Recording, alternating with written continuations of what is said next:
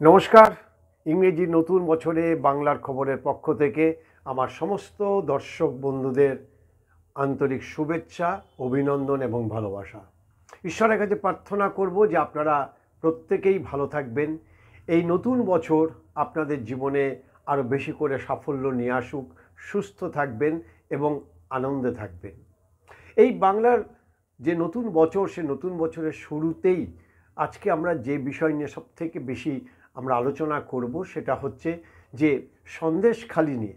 এই সন্দেশখালিতে আপনারা জানেন যে মুখ্যমন্ত্রী 30 তারিখে তিনি সেখানে গিয়েছিলেন এবং সেখানে গিয়ে নানা প্রকল্পের কথা তিনি ঘোষণা করে এসছেন। ঠিক তার পরদিনই পাল্টা সেখানে সভা করেছেন শুভেন্দু অধিকারী। সেই সন্দেশখালি মাটি থেকে শুভেন্দু অধিকারী একটা খুব দামি কথা তিনি বলেছেন এবং যেটা বিজেপির পক্ষে দাঁড়িয়ে তিনি যে কথাটা বলেছেন সেটা কিন্তু রাজনৈতিকভাবে তার তাৎপর্য অনেক বেশি। তিনি একেবারে সরাসরি 2026-এর যে বিধানসভা, সেই বিধানসভায় সরাসরি তিনি বলেছেন যে হিন্দুত্ববাদ নিয়েই এবং হিন্দুত্বের লাইন নিয়ে বিজেপি এবারে নির্বাচনে লড়বে, 2026-এর নির্বাচনে লড়বে। একেবারে সরাসরি খোলা মঞ্চ থেকে তিনি একথা ঘোষণা করেছেন।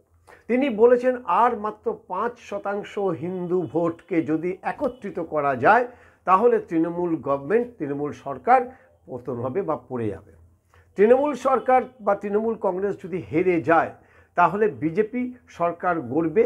কিভাবে গড়বে, কে মুখ্যমন্ত্রী হবে সেসব পরের প্রশ্ন, কিন্তু এই যে 5% হিন্দু ভোটকে একত্রিত করার জন্য তিনি যে ডাক দিয়েছেন, সেই 5% হিন্দু ভোট কি বিজেপির পক্ষে যাবে?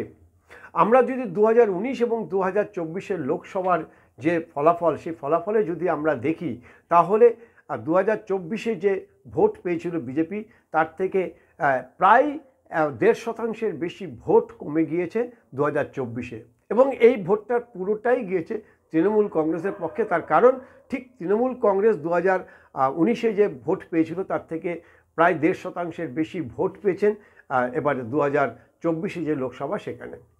2026-এ যে বিধানসভা নির্বাচন, সেই বিধানসভা নির্বাচনের ফলাফল কী হবে তা এখনই বলা যাচ্ছে না, কিন্তু খোলা মঞ্চ থেকে যেভাবে শুভেন্দু অধিকারী হিন্দুত্বের কথা তিনি বলছেন, হিন্দুত্ববাদের কথা বলছেন, হিন্দুত্ব লাইনের কথা বলছেন, তাতে বুঝতে অসুবিধা হচ্ছে না 2026-এ বিজেপির লক্ষ্য একেবারে পরিষ্কার, ভোট ভাগাভাগি হবে। অর্থাৎ যে ধর্মীয় যে মেরুকরণ, সে ধর্মীয় মেরুকরণের ভিত্তিতে 2026-এ ভোট হবে, এরকমটাই মনে করছে বিজেপি। এখনও বিজেপির কেন্দ্রীয় নেতৃত্ব যদিও এই বিষয়ে কোনো খোলসা করেনি, কিন্তু কেন্দ্রীয় নেতৃত্বের তাদের যে হাবভাব বা তাদের যে কথাবার্তা তাতেও পরিষ্কার যে একটা সরাসরি হিন্দুত্বের লাইন নিয়ে বিজেপি এগোতে চাইছে।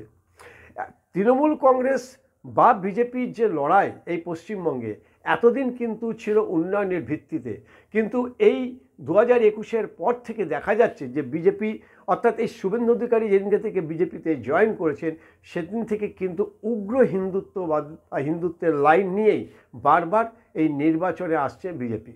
আর 2026-এ কী ভোট হবে সেটা তো এখনই তিনি জানিয়ে দিয়েছেন। কিন্তু কথা হচ্ছে শুভেন্দু অধিকারী তিনি দায়িত্ব নিয়ে কেন এ কথা বলছেন।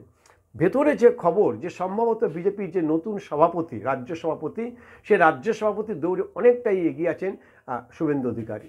আপনারা জানেন ইতিমধ্যে শুভেন্দু অধিকারীকে থ্রেটনিং কল এসছে, অর্থাৎ তাকে প্রাণে মারার হুমকি দিয়ে তার কাছে নানা রকম ফোন এসছে বা তাকে একটা চক্রান্ত করার খবর ইতিমধ্যেই সেন্ট্রাল আইবি কেন্দ্রীয় গোয়েন্দা বাহিনীর কাছে পৌঁছে যায়, যে কারণে তার নিরাপত্তা আরও বেশি করে বাড়িয়ে দেওয়া হয়েছে, আরও জোরদার করা হয়েছে।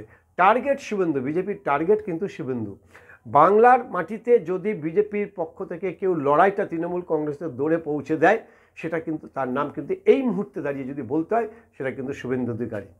যে কারণে তৃণমূল কংগ্রেস থেকে আরম্ভ করে সমস্ত রাজনৈতিক দলগুলি, বিজেপির বিরোধী যে দলগুলি আছে, প্রত্যেকের টার্গেট কিন্তু এই শুভেন্দু অধিকারী।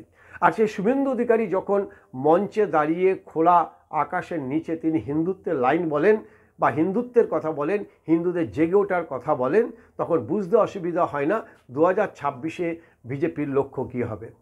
প্রতিবেশী রাষ্ট্র বাংলাদেশে যত বেশি এই হিন্দুদের উপর আক্রমণ হবে, যত বেশি করে এই হিন্দুদের ওপরে আক্রমণ এবং অত্যাচার হবে, তত বেশি করে এই বাংলাতে অর্থাৎ পশ্চিমবঙ্গে হিন্দুরা একত্রিত বা একজোট হবে, এইটা মনে করছেন শুভেন্দু অধিকারী। কিন্তু আদৌ কি সেটা হবে? তার কারণ বাঙালির রক্তে বা হিন্দুত্বের প্রশ্নে পশ্চিমবঙ্গের হিন্দুরা কতটা এই বিজেপি বা শুভেন্দু অধিকারীর ডাকে সাড়া দেবে, সেই সংশয় রেখেও বলা যেতে পারে যে এবারে কিন্তু মেরুকরণটা আস্তে আস্তে করে অন্যরকম হতে পারে।